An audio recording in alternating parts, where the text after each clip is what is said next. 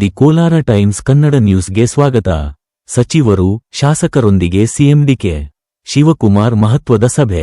ಮುಖ್ಯಮಂತ್ರಿ ಡಿಕೆ ಶಿವಕುಮಾರ್ ಅವರು ಜಿಲ್ಲಾ ಉಸ್ತುವಾರಿ ಸಚಿವರು ಮತ್ತು ಕಾಂಗ್ರೆಸ್ ಶಾಸಕರೊಂದಿಗೆ ಪ್ರತ್ಯೇಕ ಸಭೆಗಳನ್ನು ನಡೆಸಿದರು.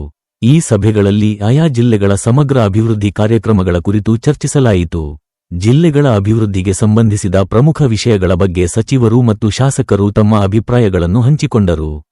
ಮುಖ್ಯಮಂತ್ರಿಗಳು ಅಭಿವೃದ್ಧಿ ಕಾರ್ಯಗಳನ್ನು ತ್ವರಿತಗೊಳಿಸುವಂತೆ ಸೂಚನೆ ನೀಡಿದರು.